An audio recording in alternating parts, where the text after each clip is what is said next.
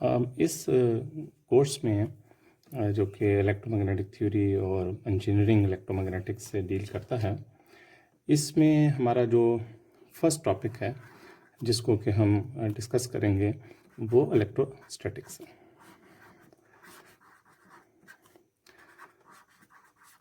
हमें पहली बात इस टॉपिक में ये ज़हन-नशीन करनी है कि इसमें हम किस तरह के सोर्सेज से डील करेंगे। हमारा जो सोर्स होगा वो स्टैटिक चार्ज डेंसिटी होगा।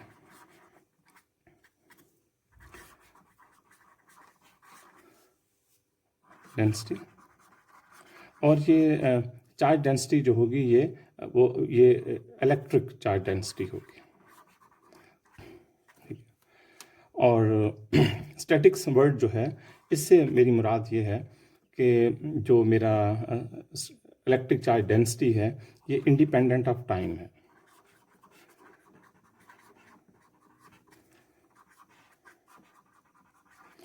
मीन्स के ये जस्ट पोजीशन कोऑर्डिनेट्स के ऊपर डिपेंडेंट है।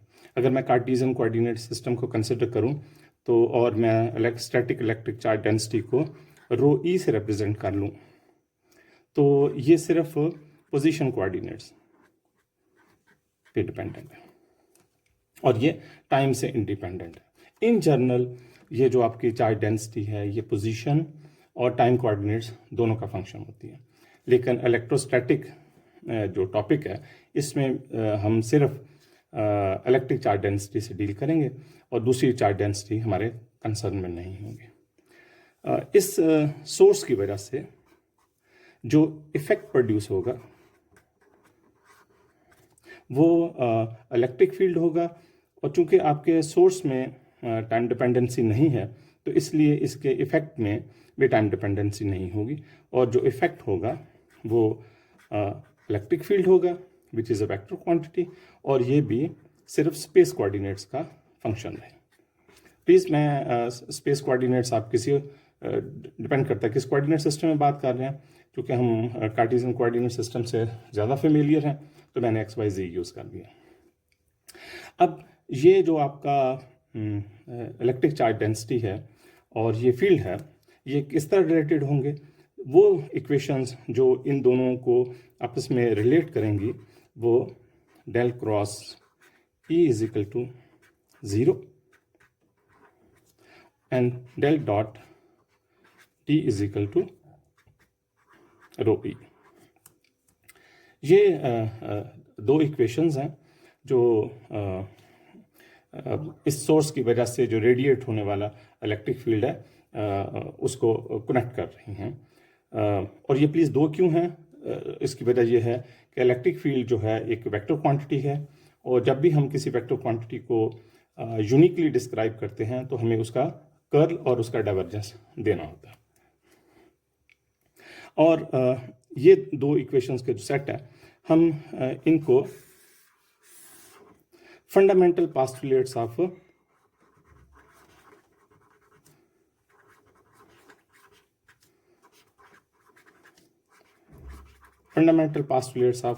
इलेक्ट्रोस्टैटिक्स भी कहते हैं।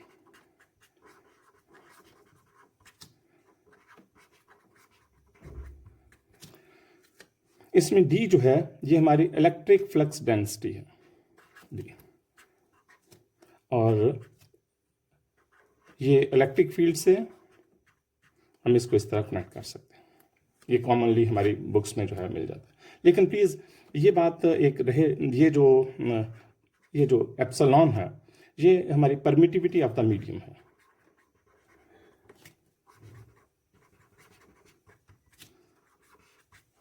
यानी कि ये एक पैरामीटर है परमिटिविटी जो हमारे मीडियम की जो इलेक्ट्रिक प्रॉपर्टीज है उनको डिस्क्राइब करती है। ओके, इस सारी डिस्कशन में जो कि हमारे इस पूरे कोर्स में चलेगी हम परमिटिविटी के बारे में दो अजम्पशंस करेंगे। हमारे पास प्लीज़ ये ज़हन में रहे कि ये परमिटिविटी जो है इसके बारे में हमारी दो अजम्पशन है। पहली अजम्पशन ये है कि ये एक कांस्टेंट क्वांटिटी है और दूसरी अजम्पशन इसके बारे में ये है कि ये एक स्केलर क्वांटिटी है। कांस्टेंट क्वांटिटी से मेरी मुराद ये है कि अगर मैं अपना ऑब्जर्वेशन पॉइंट चेंज करूं, यानी कि मैं लेट्स अज्यूम के ये मेरे पास एक्स वाई है और मैं डिफरेंट लोकेशंस के ऊपर मूव कर रहा हूं, तो डिफरेंट लोकेशंस के ऊपर मूव कर रहा हूं, तो और मैं हर लोकेशन के ऊपर जाके परमिटिविटी की वैल्यू जो है वो मेजर करता हूं, तो मुझे सेम वैल्यू मिल जाती है। दूसरी बात यह है कि परमिटिविटी की जो वैल्यू है इन जनरल वो इस चीज़ पे डिपेंड कर सकती है कि आप उसे फील्ड किस तरफ से एक्साइट कर रहे हैं उस मीडियम के। तो अगर आपके मीडियम की जो प्रॉपर्टीज़ हैं वो एंगल डिपेंडेंट नहीं है, तो जो है वो एक स्केलर क्वांटिटी है। प्लीज इसका तल्लक पोजीशन से है कांस्टेंट होने का, और इसका तल्लक जो है वो डायरेक्शन से। अब हम देखते हैं कि हम इसको जो है वो जो हम कह रहे हैं कि हमने जो अजम्पशन की है कि हमारे पास हमारी परमिटिविटी जो है वो कांस्टेंट है और हमारी परमिटिविटी जो है वो स्केलर है। ओके, लेट्स अज्यूम कि मैं इसी जो पहले मैंने रिलेशनशिप लिखा है फ्लक्स डेंसिटी का इलेक्ट्रिक फील्ड से, जिसको कि प्लीज़ मैं इसको जो है कॉन्स्टिट्यूटिव रिलेशन बोला जाता है।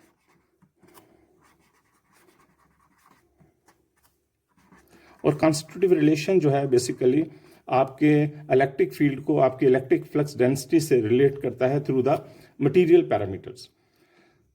तो अगर मैं इस को कंपोनेंट फॉर्म में लिखूं तो मेरे पास ये आ जाएगा dx, dy और dz।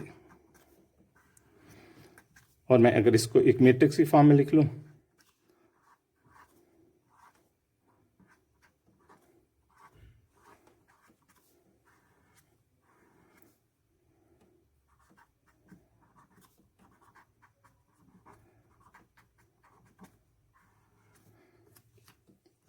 तो, और मैं अगर कंपोनेंट से इक्वेट करूं तो मुझे ये रेशो मिल जाएगी dx by ex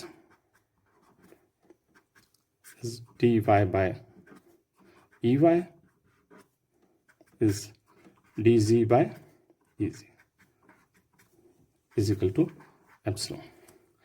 यानी कि अगर इलेक्ट्रिक फील्ड एक्स डायरेक्शन में अप्लाई किया जाए तो फ्लक्स डेंसिटी की जो इसके साथ रेशो है, और अगर वही है कि अगर मैं इसको वाई डायरेक्शन में अप्लाई करूं और इसकी ये देख लूं, अगर जी डायरेक्शन में अप्लाई करूं तो उसकी करस्पॉन्डिंग फ्लक्स डेंसिटी से उसकी रेशो देख लूं तो मुझे सेम चीज़ मिल रही है। तो यहाँ से मुझे ये पता चल रहा है कि अगर मैं इलेक्ट्रिक फील्ड एक्स डायरेक्शन में अप्लाई कर रहा हूँ, इलेक्ट्रिक फील्ड वाई डायरेक्शन में अप्लाई कर रहा हूँ, या इलेक्ट्रिक फील्ड मैं जी डायरेक्शन में अप्लाई कर रहा हूँ, मुझे तीनों डायरेक्शन में मैंने फील्ड जो है वो एक्साइट करके देख लिया है। मुझे जो परमिटिविटी की जो है वो सेम वैल्यू जो है वो मिल रही है, क्योंकि परमिटिविटी क्या है, आपके पास फ्लक्स डेंसिटी और इलेक्ट्रिक फील्ड की रेशो जो है वो से मैं इस तरह डिटरमिन कर सकता हूँ। अगर आपके पास ऐसा होगा तो आपकी जो यहाँ से हम कह सकते हैं कि मटेरियल प्रॉपर्टीज जो हैं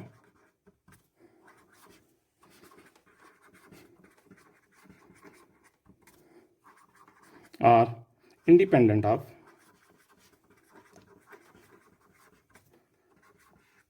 direction of excitation.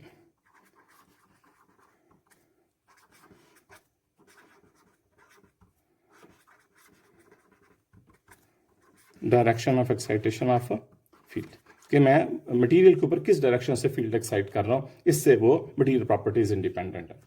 तो अगर ऐसा हो तो ऐसे मटेरियल को हम कहते हैं कि इस ऐसे मटेरियल्स का जो नाम है वो हम आइसोट्रॉपिक मटेरियल्स।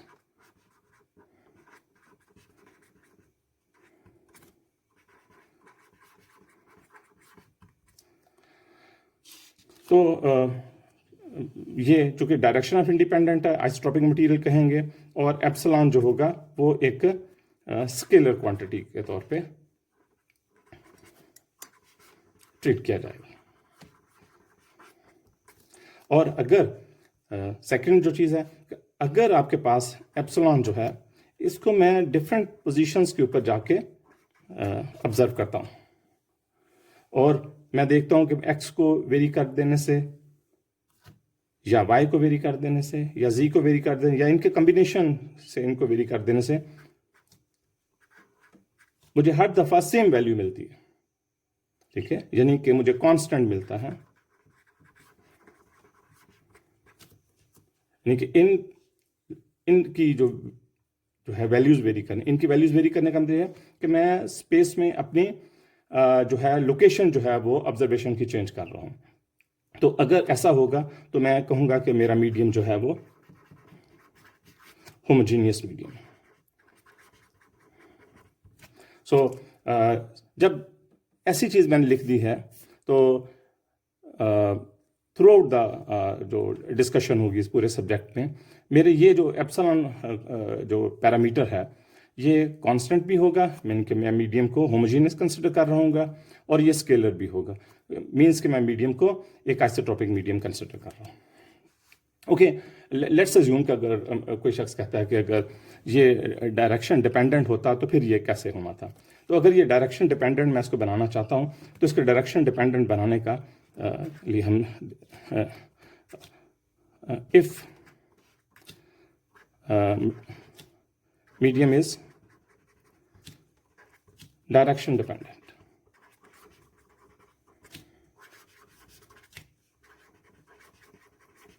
तो फिर कैसे हम चीज़ों को मैनेज करेंगे। तो इसको मैनेज करने के लिए ये जो एक आपके पास है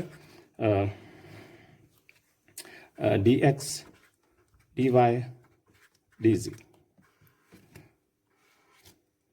अगर रिलेशन इस तरह का हो epsilon 1 0 0 0 epsilon 2 0 0 epsilon 3 E X E Y and E Z, ये मेरे पास है। मैं अगर इसको कंसिडर करूं तो ये मेरे पास अब हम देखते हैं, अब हम इसके एक्स कंपोनेंट इलेक्ट्रिक फील्ड के और एक्स कंपोनेंट फ्लक्स डेंसिटी को इक्वेट करते हैं। तो हमें ये D x by E x अब एप्सिलॉन 1 है, D y by E y अब एप्सिलॉन 2 है, D z by E z epsilon 3 है। सो दिस मीन्स कि अगर मैंने एक्स डायरेक्शन में इलेक्ट्रिक फील्ड अप्लाई किया है तो जो उस डायरेक्शन में मुझे मटेरियल की जो पैरामीटर की वैल्यू जो है वो एप्सिलॉन 1 मिली है, लेकिन मैंने उसी मटेरियल के ऊपर जब वाई डायरेक्शन में फील्ड अप्लाई किया है तो मुझे मटेरियल की जो प्रॉपर्टीज़ हैं वो एप्सिलॉन 2 मिली, जबकि मैंने जी डायरेक्शन में अप्लाई किया तो मुझे एप्सिलॉन 3 मिली। तो इसका मतलब मटेरियल की जो प्रॉपर्टीज़ हैं they are direction dependent. So epsilon 1 please D x by E x is not equal to dy by ey dz by ez।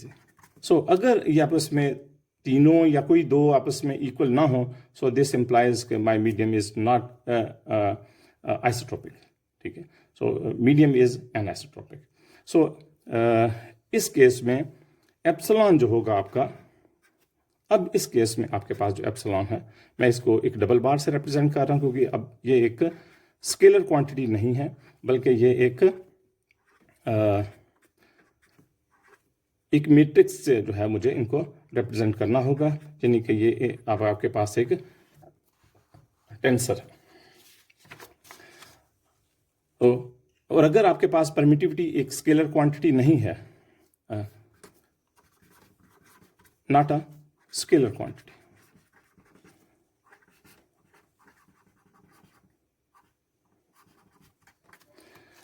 तो अगर ये स्केलर क्वांटिटी ना हो सो दिस इंप्लाइज के मीडियम इज एनिसोट्रोपिक।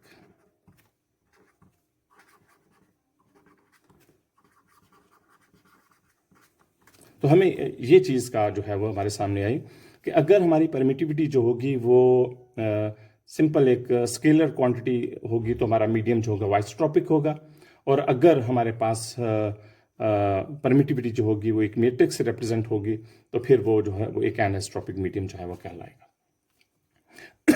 अभी तक जो हमारी डिस्कशन हुई है, इस डिस्कशन में हमने जो लर्न किया है वो ये लर्न किया है कि हमारे पास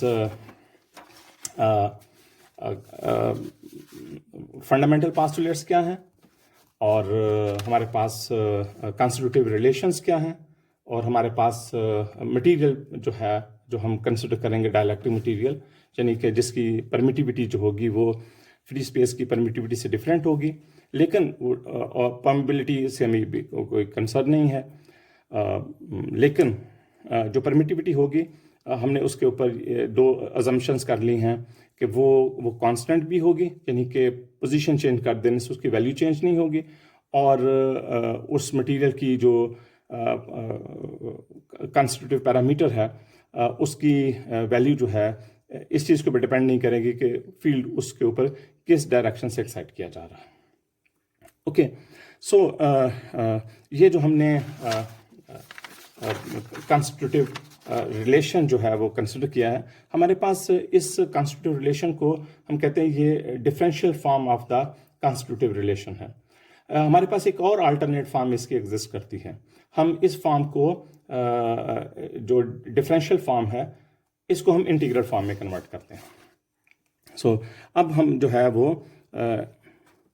integral representation of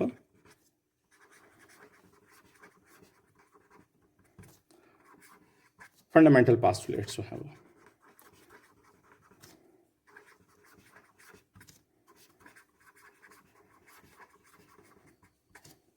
fundamental postulates की इंटीग्रल रिप्रेजेंटेशन बहुत आसानी से अचीव की जा सकती है कि अगर मैं दो जो मेरे पास वेल नोन वेक्टर कैलकुलस के थ्योरम्स हैं उनमें एक को हम डाइवर्जेंस थ्योरम कहते हैं और दूसरे को हम स्टोक्स थ्योरम कहते हैं।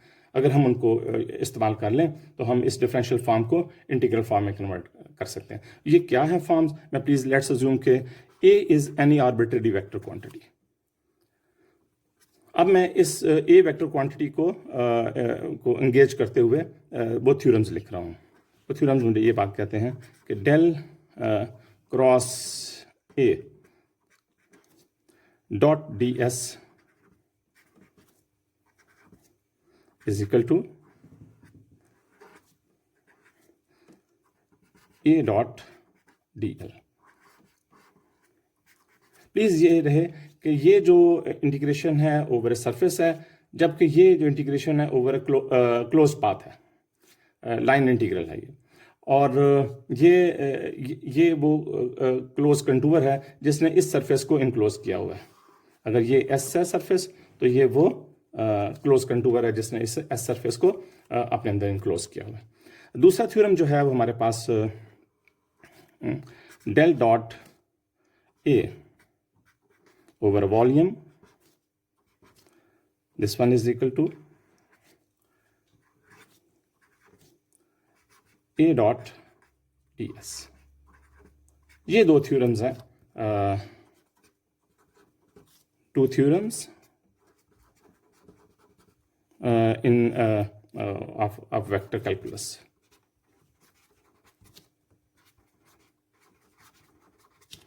मैं इन दो थ्योरम्स को यूज करूंगा और अपने जो इन दो थ्योरम्स को अप्लाई करूंगा अपनी डिफरेंशियल फॉर्म पे, और इसके मैं एक अल्टरनेट फॉर्म जो है वो इंटीग्रल जो फॉर्म है फंडामेंटल पास्टुलेट्स की, मैं वो जो है वो ड्राइव करूंगा।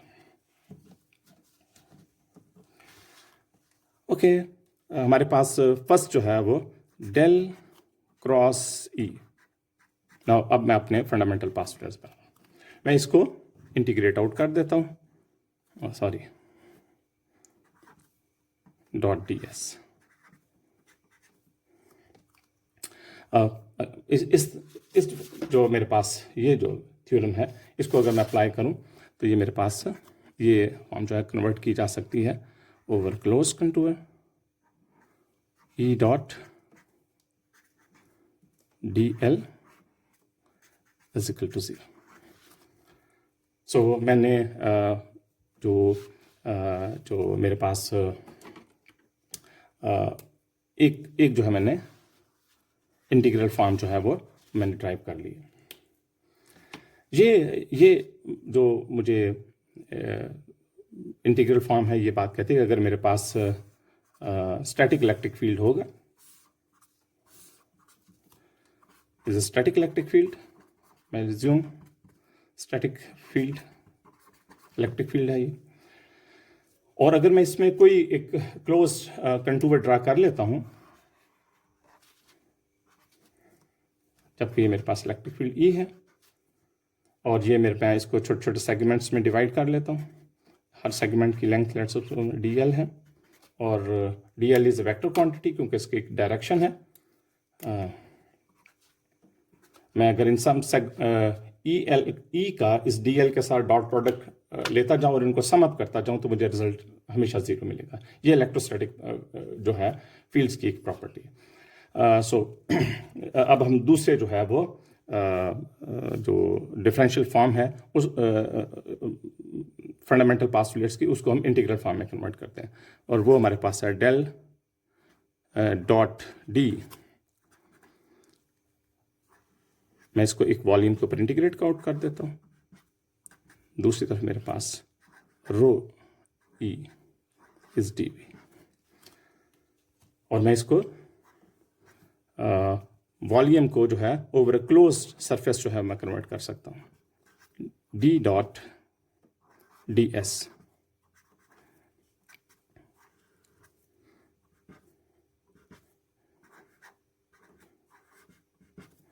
और ये हमें थ्योरम इंटीग्रल रिप्रेजेंटेशन हमें क्या बता रही है, ये हमें बता रही है कि अगर मेरे पास एक क्लोज सरफेस होगा, इससे जो रेडिएट आउट होने वाला जो फ्लक्स होगा वो इस चीज़ के इक्वल होगा कि इसके अंदर नेट चार्ज क्या इनक्लोज है। लेट्स अज्यूम कि मेरे पास एक क्यू चार्ज है जो कि बाहर है, आउटसाइड दिस क्लोज सरफेस है, क्लोज सरफेस है। तो इससे जो मैं अगर इसे क्यू चार्ज से जो फील्ड लाइंस रेडिएट आउट होंगी उनको मैं ड्रा करूँ तो इस तरह मेरे पास बाहर निकलेंगे।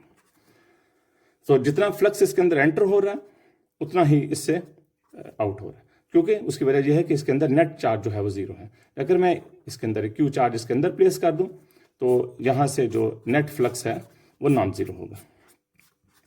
तो ये मेरे पास सो अब हम यहाँ पर दोनों जो है वो इंटीग्रल फॉर्म और डिफरेंशियल फॉर्म वो जो है हम लिख लेते हैं। तो हमारे पास जो डिफरेंशियल फॉर्म है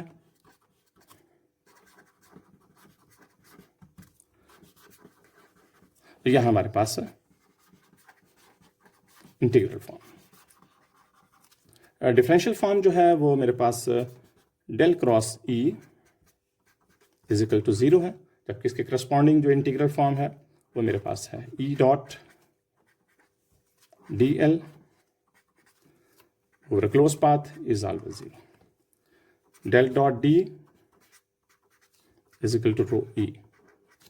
अब किसके मैं इस तरह चलूंगा तो मेरे पास जैसे close surface D dot D S is equal to rho E D V over volume.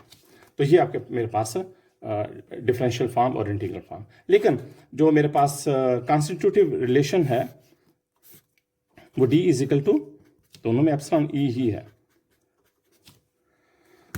Okay, please ये बात नोट की जाए कि इंटीग्रल फॉर्म जब मैंने लिखी है तो इसके साथ एक क्लोज कंटूर और एक क्लोज सरफेस जो है इनके साथ एसोसिएटेड हो गए। तो इसका मतलब है जब मैं इंटीग्रल फॉर्म यूज़ करूँगा तो इसकी एक लिमिटेशन ये होगी, तो मुझे एक वहाँ अप्लाई करना होगा जहाँ मेरे पास एक फाइनाइट रीजन है, क्योंकि ये क्लोज कंटूर है, और ये क्लोज सरफेस है, एक फाइनाइट जो है वो मेरे पास सरफेस है, क्लोज सरफेस है जिसने इस वॉल्यूम को इनक्लोज किया हुआ।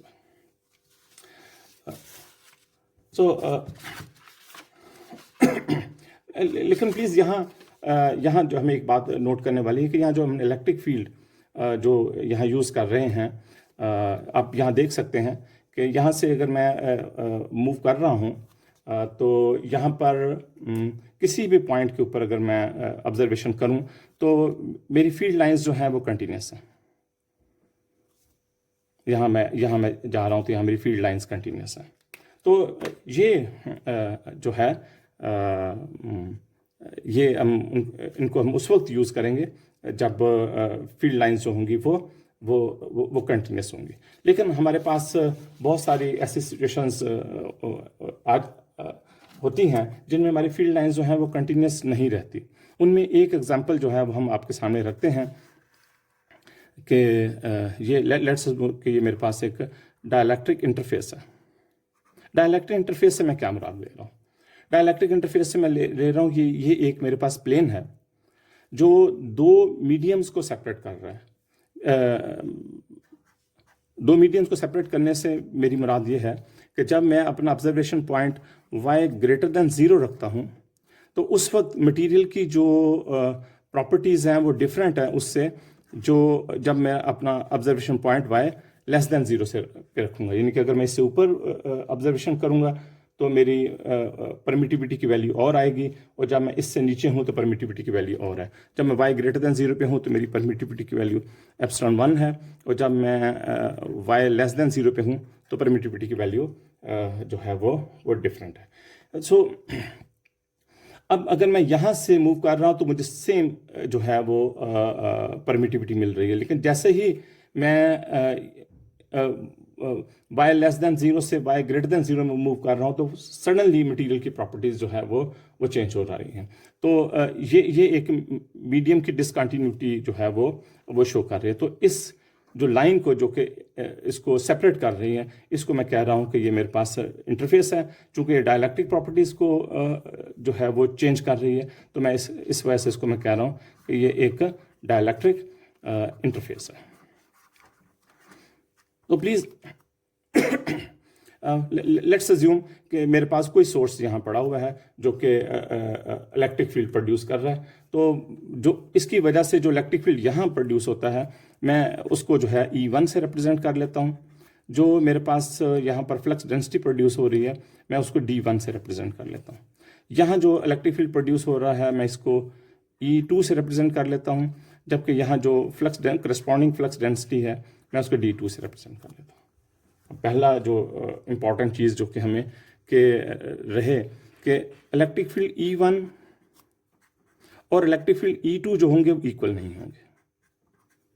उसकी वजह यह है कि epsilon 1 is not equal to epsilon 2, और फ्लक्स डेंसिटी D1 D2 के इक्वल नहीं होंगे। तो इसको मैं कह रहा हूं कि जो मेरे पास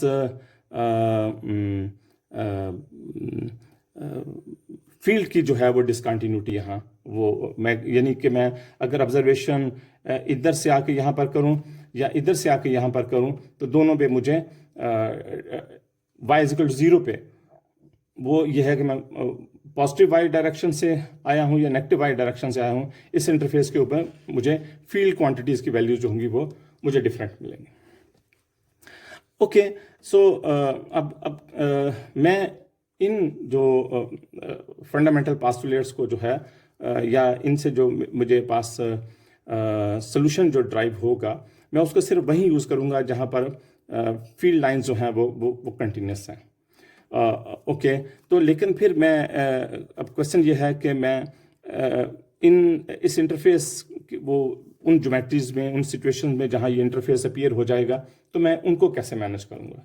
उनको मैनेज करने के लिए मुझे in addition to these fundamental postulates मुझे बाउंड्री कंडीशंस की भी ज़रूरत होगी। बाउंड्री कंडीशंस बेसिकली मुझे ये बताएगी कि इस इंटरफेस के क्रॉस जो फील्ड्स हैं ये किस तरह रिलेटेड हैं।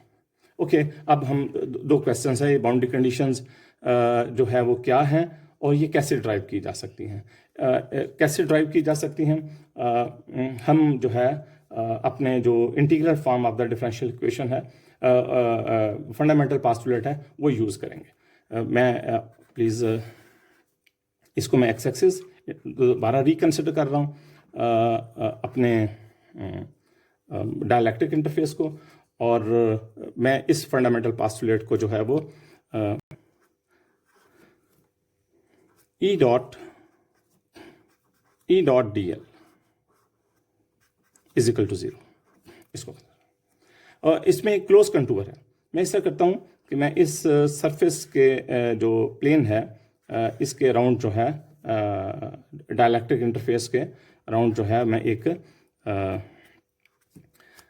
क्लोज कंटूर जो है वो मार्क कर लेता हूँ। प्लीज़ क्लोज कंटूर की मैंने डायरेक्शन भी, क्योंकि इसकी डायरेक्शन है तो मैंने इसकी डायरेक्शन मार्क कर ली। लेट्स अज्यूम कि ये जो लेंथ है ये डेल्टा एक्स है, ये लेंथ जो है ये डेल्टा वाई है,